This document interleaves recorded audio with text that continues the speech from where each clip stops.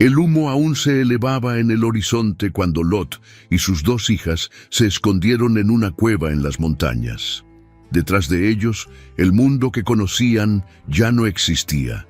Sodoma y Gomorra se habían convertido en cenizas.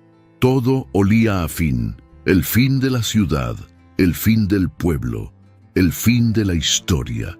Y fue allí, en medio de la nada, donde comenzó una de las historias más curiosas de la Biblia. No con celebración ni alegría. Comenzó con miedo, soledad y un plan que nadie habría esperado. Las hijas de Lot estaban convencidas de que el mundo se había acabado, que no había más hombres en la tierra, que no había esperanza de continuar la familia. La desesperación, cuando se encuentra con el silencio, puede hacer ruido en el interior. Y entonces se le ocurrió la idea: emborrachar a su padre, acostarse con él y engendrar descendencia. Es extraño, es incómodo, pero eso es lo que pasó. En aquella cueva, sin testigos, nació Moab, el hijo de una decisión precipitada tomada en silencio y con dolor. Moab vino al mundo sin culpa, pero cargando con un peso que ni siquiera conocía. Su nombre, su origen, todo estaba marcado. No era solo un bebé, era el símbolo de una elección desesperada, de un linaje que comenzó al borde de la vergüenza. Pero ahí estaba, creciendo, viviendo, aprendiendo a caminar con un pasado que nadie se atrevía a contar en voz alta. Suscríbete al canal para conocer más historias bíblicas apasionantes y activa tus notificaciones para no perderte ningún video.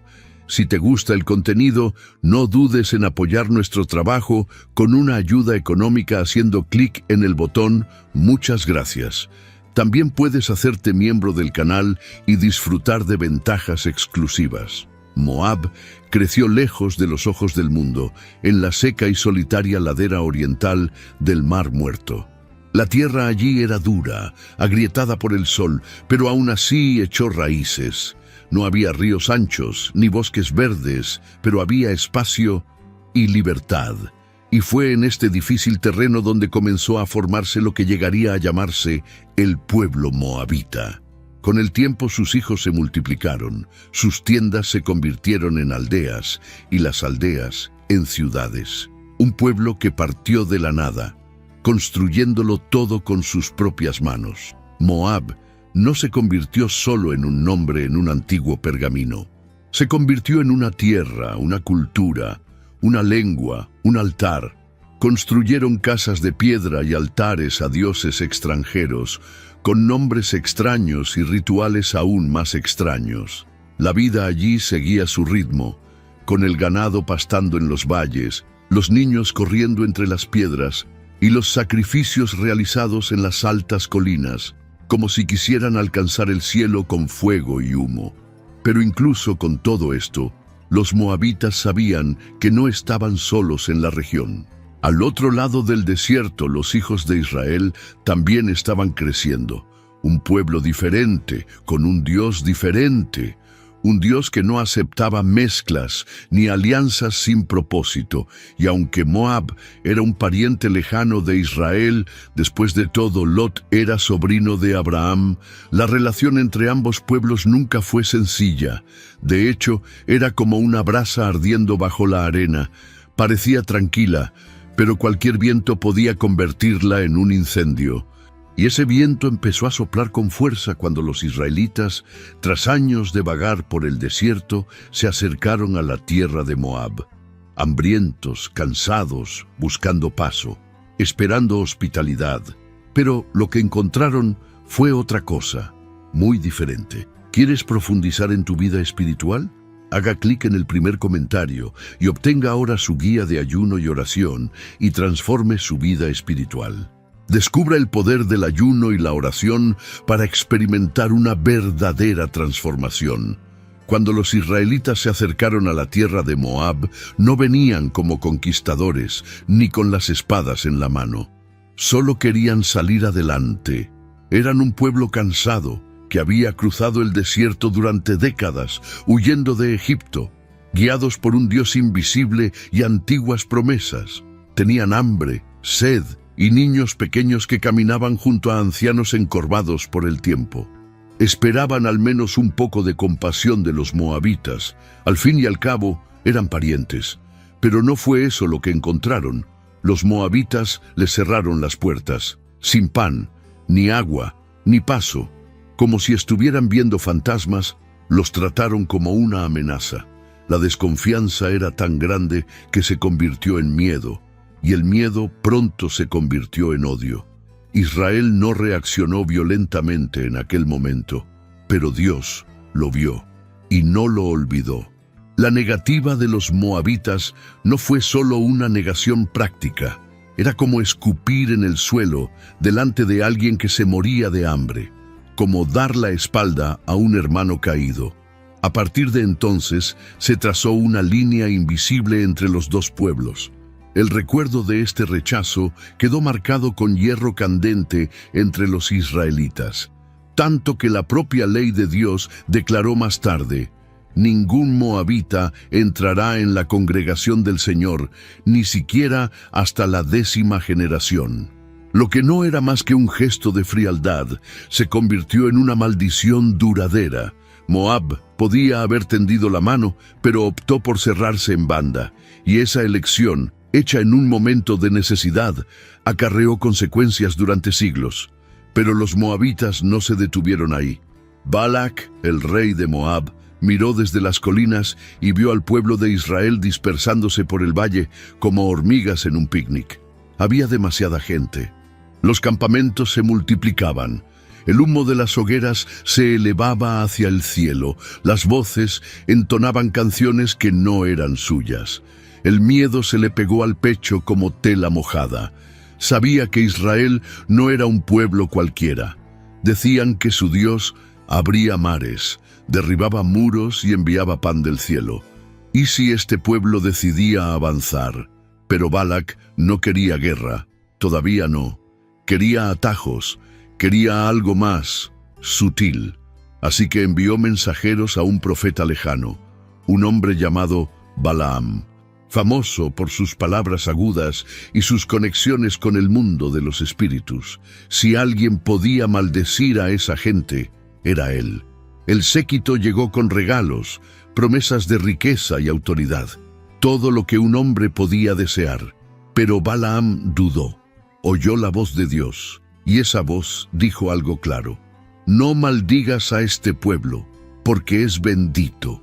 Balaam envió a los mensajeros de vuelta con las manos vacías. Pero Balac insistió, envió a otros, con más estatus, más oro, más halagos. Y Balaam, vacilante entre la codicia y la reverencia, aceptó ir. Durante el viaje ocurrió algo extraño. El burro de Balaam se paró 3 veces, y en la última ocasión le habló. Sí, el burro habló, y la voz que salió de la boca del animal era más lúcida que los propios pensamientos del profeta. No fue una coincidencia, era una advertencia. Balaam se dio cuenta, aunque a regañadientes, de que no podía luchar contra lo que Dios ya había decidido.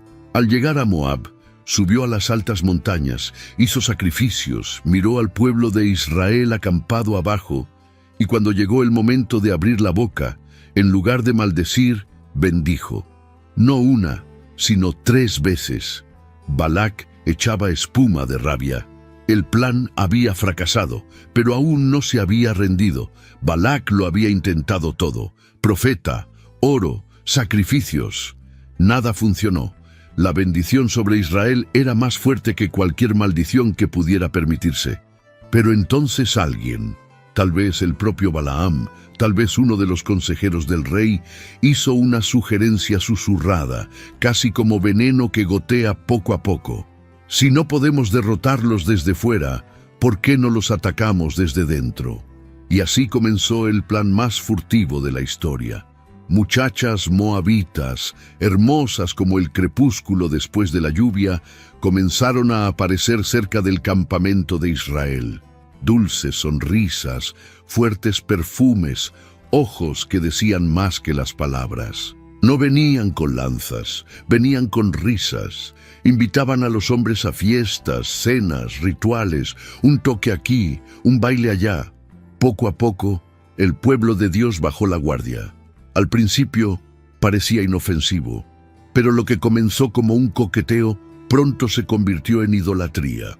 Los israelitas comenzaron a adorar a los dioses moabitas, especialmente a Baal de Peor. Era un culto extraño, lleno de sensualidad, lleno de imágenes, lleno de todo lo que el Dios de Israel aborrecía. En poco tiempo, el campamento que antes había resonado con oraciones se convirtió en escenario de confusión y pecado. La ira de Dios cayó como un trueno en el desierto. Una plaga comenzó a extenderse entre el pueblo, cobrándose la vida de miles de personas. El campamento se convirtió en un caos, hasta que un hombre de Israel llamado Finís vio con sus propios ojos a una pareja, un israelita y una mujer extranjera, desafiándolo todo al entrar juntos en una tienda a plena luz del día. Finés no se lo pensó dos veces. Cogió una lanza y los atravesó en el acto. La plaga se detuvo, pero el daño estaba hecho. 24,000 muertos, y el nombre de Moab volvió a quedar grabado como señal de tropiezo. Pero el tiempo es un maestro en pasar páginas. El tiempo pasó, como siempre pasa, arrastrando dolores, borrando huellas, pero dejando cicatrices. En Belén, una grave hambruna azotó la tierra. La cosecha fracasó, el grano desapareció, y lo que antes había sido una mesa abundante se convirtió en silencio en la olla.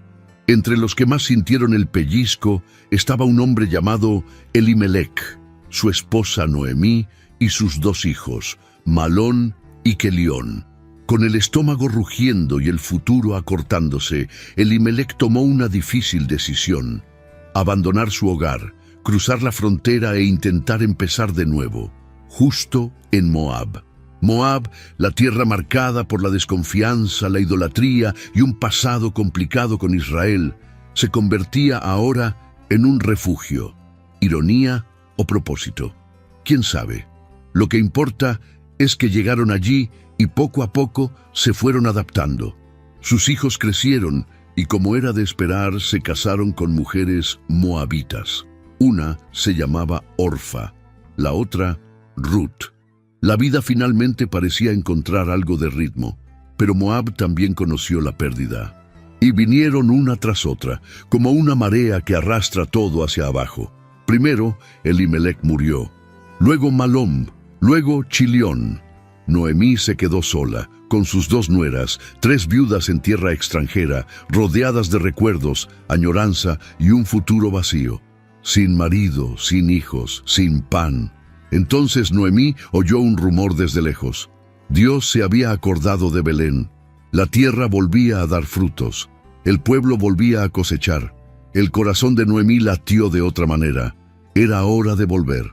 Se lo contó a sus nueras. Orfa lloró, dudó, pero decidió quedarse.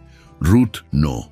Ruth cerró los ojos, plantó los pies y pronunció una de las frases más hermosas e impactantes jamás pronunciadas.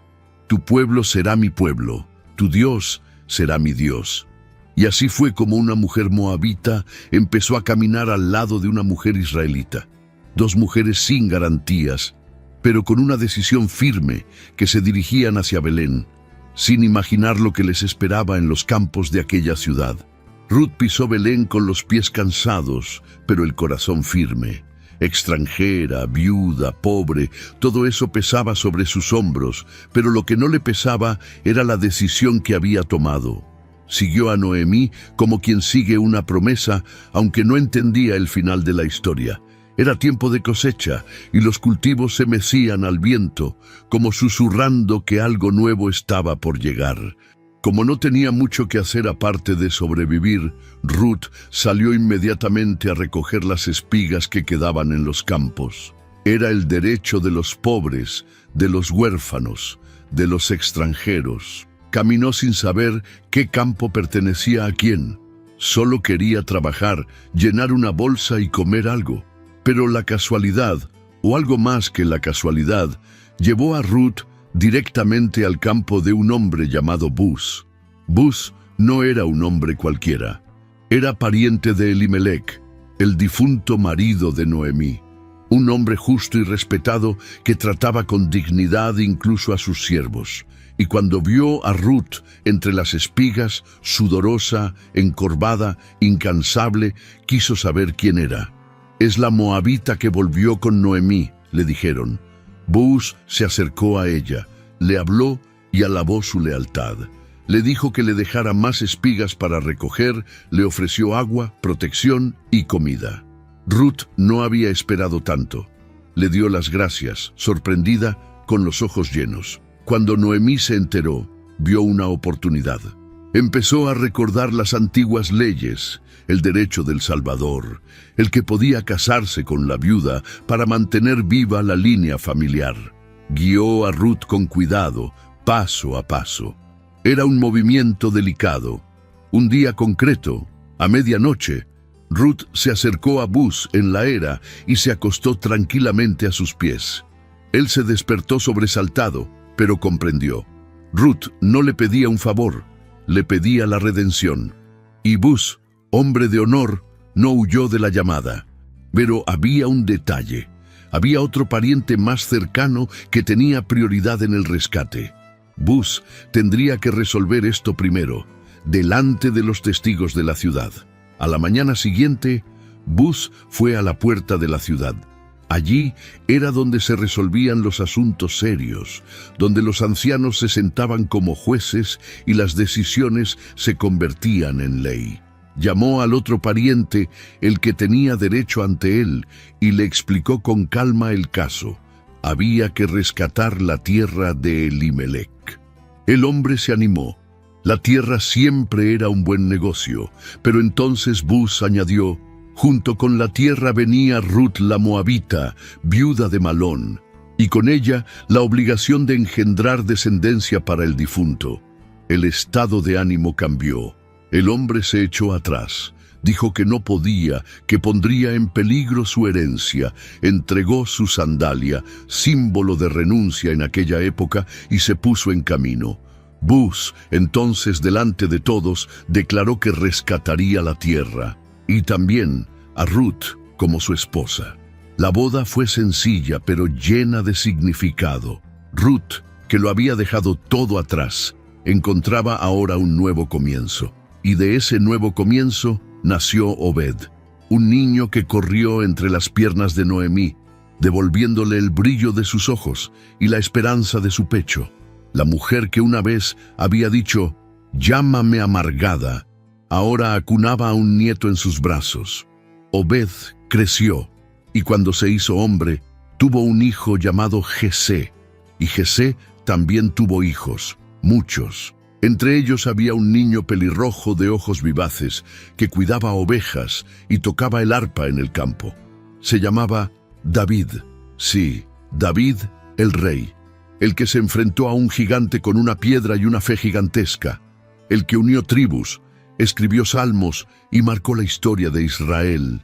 Y en su sangre también corría la sangre de Ruth, la moabita, una extranjera, una viuda, una mujer que desafió al destino. Pero incluso con este poderoso vínculo, la tensión entre Israel y Moab no desapareció. Las heridas del pasado seguían abiertas. El tiempo, que ya había visto cómo Moab acogía y hería, ahora veía cómo este pueblo se convertía en una piedra en el zapato de Israel. Incluso con la sangre de Ruth corriendo por las venas del linaje real, los moabitas y los israelitas seguían siendo como vecinos, con un muro agrietado, siempre mirando hacia otro lado, siempre esperando el siguiente conflicto. En la época de los jueces, Moab consiguió lo que quería. Dominó Israel durante 18 años. Fue una época oscura, en la que el pueblo de Dios vivía como gente con cadenas en los pies. El rey moabita Eglón gobernaba con mano pesada y la barriga llena. Dicen que era un hombre tan obeso que incluso su muerte fue inusual. Un israelita llamado Ehud, zurdo y valiente, entró en palacio con una espada escondida en la pierna derecha, donde nadie la esperaba. y en un momento rápido y silencioso hundió la hoja en el vientre del rey, de tal forma que la grasa se tragó el arma. El cuerpo permaneció allí caído, mientras Ehud huía por las escaleras de servicio. Fue el principio de la liberación. Pero la tregua no duró mucho. Los moabitas se aliaron con los enemigos de Israel, traicionaron acuerdos y tendieron emboscadas. En tiempos de paz se mantenían a distancia. En tiempos de debilidad atacaban. Era un ciclo interminable, como una pelea entre hermanos que han olvidado la razón original, pero siguen haciéndose daño de todos modos. Durante el reinado de David, los moabitas obtuvieron su merecido. El rey, ya crecido y estratégico, derrotó a Moab y sometió a tributo a parte de su pueblo. Pero ni siquiera eso acabó con el problema. Los conflictos continuaron generación tras generación, cambiando solo los rostros, pero no los resentimientos. Y mientras los reyes se turnaban y las batallas iban y venían, los profetas empezaron a alzar la voz. Hombres con ojos llenos de visiones y palabras afiladas como cuchillos. Hablaban de cosas que aún no habían sucedido, pero que estaban a punto de estallar. Los profetas aparecieron como truenos en un cielo despejado. Sus palabras rasgaron el silencio de las ciudades, resonando en los corredores del tiempo. Isaías, Jeremías, Ezequiel, todos ellos en algún momento hablaron de Moab, pero no con afecto ni con nostalgia. Vieron lo que la gente común no veía, veían el futuro, y lo que vieron no fue bonito. Moab, decían, sería humillado, sus fortalezas caerían, sus ciudades se convertirían en escombros, sus guerreros huirían con sus rostros cubiertos de vergüenza. El orgullo que había sido un escudo durante tanto tiempo se convertiría en una trampa. Isaías habló de lamento y polvo. Jeremías vio llanto en las montañas. Ezequiel vio venir el juicio como un torrente.